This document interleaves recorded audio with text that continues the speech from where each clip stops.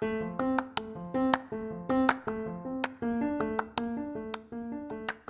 you, welcome to Sacrilegious Discourse. I'm husband. I'm wife. And together we're reading the Bible.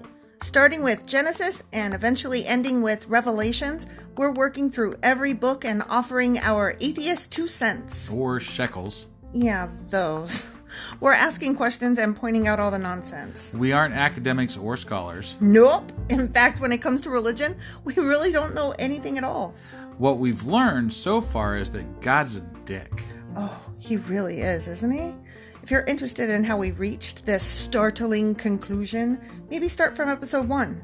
Otherwise, jump in anywhere. It's all good. Yep.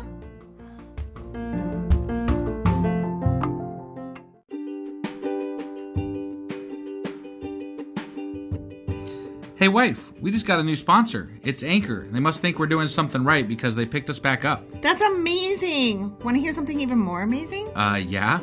I actually know what they are. You are full of shit. I'm calling your bluff. Tell me about Anchor. Okay, so Anchor by Spotify is the easiest way to make a podcast with everything you need all in one place. I'm actually surprised you knew that, but did you also know that Anchor has tools that allow you to record and edit your podcast right from your phone or computer? Yes, because I see you do that on your phone all the time and it looks pretty simple. It really is, and when hosting on Anchor, you can distribute your podcast on listening platforms like Spotify and Apple Podcasts. But I use CastBox. Yeah, darling, I know you like CastBox. It gets distributed there too, and lots of other platforms as well.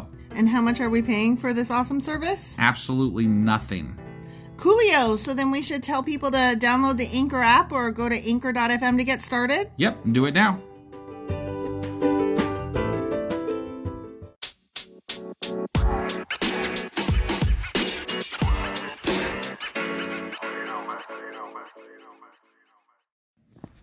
Husband. Yes, wife. Today we are answering questions from Leviticus Chapters 17 and 18. Awesome. Do you remember what questions we had? The only thing that's stuck in my brain is Molech. That is one of them. And the other one is goat idols. Yes! I totally want to learn about goat idols. I know, right? You're winning. Do you know anything about them? Nope. Okay. I do. You ready? I'm ready. Let's do this. Okay.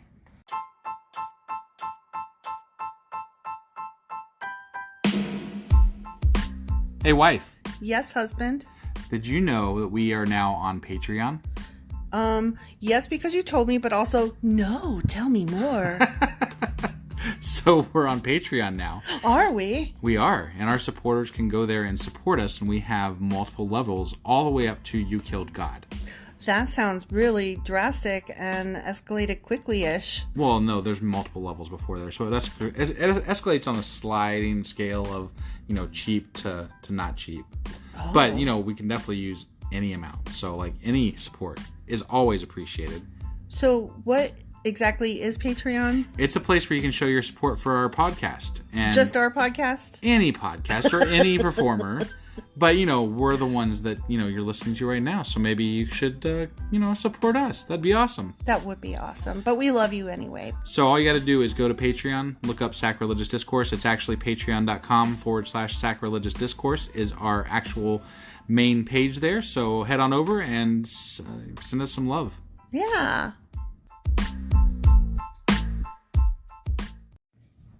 Okay, so first let's talk about the goat idols. Awesome. Love goat idols. I know, right? Yeah. Goat idols. They are badass. So specifically what we're talking about is Leviticus chapter 17, verse 7. And in the interpretation that we're reading, it says, the people must no longer be unfaithful to the Lord by offering sacrifices to the goat idols. Okay. Which, that's where a question came from. Right. Okay, so in this older interpretation, which is not one that we're reading for many various reasons, Leviticus chapter 17, verse 7 says, they shall no more offer their sacrifices to demons after whom they have played the harlot. Wow, that's a drastic difference than goat idols. I know, right? And harlot, the fuck? So, okay, so here's what was happening. Obviously the Lord is saying stop doing that. Don't worship goat idols anymore. Yeah. Okay, so first let's talk about goat specifically. So goats are also referred to as demons, depending on the translation that you read. Yeah, that's pretty cool. Not cool. Not. Whatever. Right. But, that's cool, I have, well, no, I guess I was thinking, I've heard, where they compare goats to Satan and stuff like that. Like, there's things about goats and Satan and stuff. Well, that's where you get the idea of the Satan as the goat-horned guy with the hooves. Right. And, that scary understanding. But they were saying that not only was he a goat, but it was not an ordinary goat. It was a kind of demonic being in the form of a goat. Woo! Right. And apparently, like many early cultures, ancient cultures worshipped goats or goat gods in some form. Huh. So what happened was they were doing all this pagan stuff, right? And then Judaism swept through the land and, followed by Christianity and whatever. And all those people were like, stop being pagan, stop celebrating those, celebrate this instead. And instead of saying just stop celebrating that, which didn't work, they said, that thing that you're celebrating is so evil. Yeah, but goats are so prominent even in Judaism because you've got the goat sacrifices. Right, but you're sacrificing them to the Lord, you're sacrificing them to Yahweh. Okay. So they were trying to change it and draw in as many people as possible to conform to one religion. So instead of saying, don't sacrifice goats, they said, don't sacrifice goats to this goat god. Got it. So there's that one thing.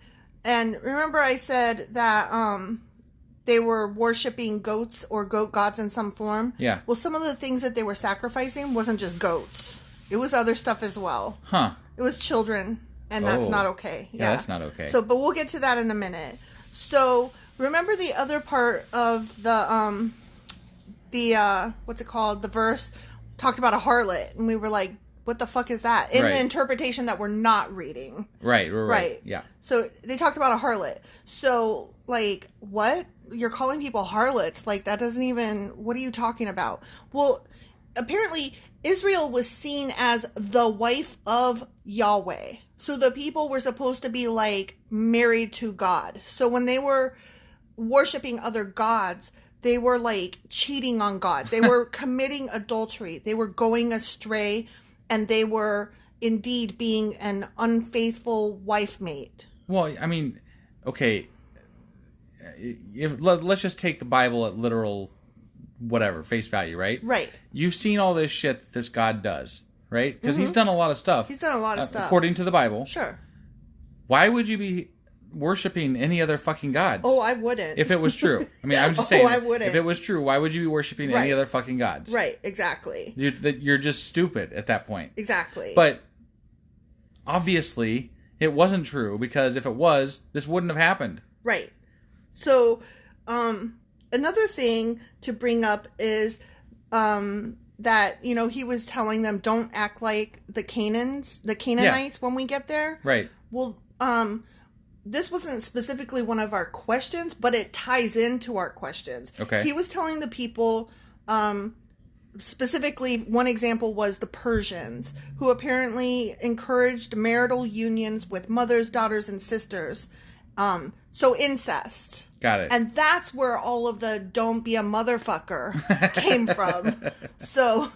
That's probably my favorite thing from the last section is that the Bible invented motherfucker. I know, it's so true. But he was like saying, don't do incest. Right, I got it, yeah. Well, it goes further than that. So Molech was the horrific worship of the pagan idol, which began by heating a metal statue representing the god until it was red hot. Then a living infant was placed on the outstretched hands of the statue while beating drums drowned out the screams of the child until it burned to death. Oh my God, that is fucking horrible. And what children were sacrificed? I don't know. The children that were born of these incestuous, horrible relations that they were having. All of these, like, sex parties and whatever. Okay. So this was the earliest form that we know of abortion. Yes. And so that's where a lot of abortion rights activists say, specifically, the Bible says don't do it because you are,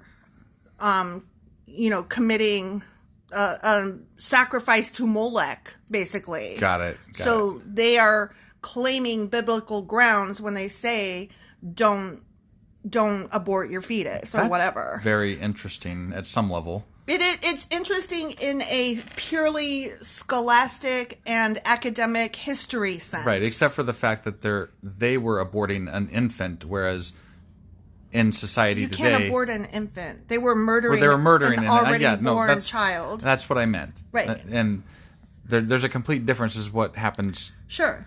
In actual abortions today versus that. That was crazy. Right, exactly. Well, I mean, men today even still do not understand women's bodies and childbirth to the point that there are actually people out there who talk about abortions occurring after birth, which if anybody has half a brain understands that is fucking murder. It's not a thing. Right. You can't abort something that's already been born. Exactly. You can murder it. Right. But another thing is the argument about, well, you care so much about life in the womb, but then once it comes out, you don't care about it anymore. Right. And so one might say that, we are still caught in the same historical problem that we've always been caught in thousands and thousands of years ago. Yeah. Okay. So, that answers that. And so all of our questions that we had were kind of tied into one nice little disgusting devilish knot. Awesome. So that's all we had there for our questions then? Yeah, from that particular section, yes. All right, well, let's go ahead and move on to the next section, okay? Okie dokie.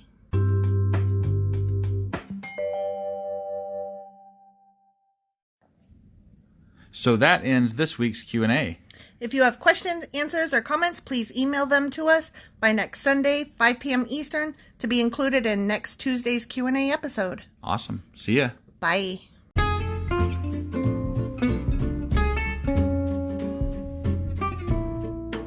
Husband. Yeah, wife. It's the end, so we should say all the things. We definitely should say all the things. What things should we say? So we want people to get a hold of us, and there's ways that they can do that. So one of those ways I know is email. What's that email address? sacrilegiousdiscourse@gmail.com. And they should do that by 5 Eastern on Sundays if they want their question to be included in our new Tuesday Q&A episodes every week. Yeah, I'm really looking forward to hearing from some of our fans, for sure. Yeah. They can also get a hold of us on social media. And we have Twitter, Instagram, Facebook, and Pinterest. Probably the easiest way would be through Twitter at sacrilegious_D. For D's nuts still. Yes, still. Still. I guess. Or dum-dum or doo-doo. Yeah, wherever you want to go with that, I guess. Right. Okay.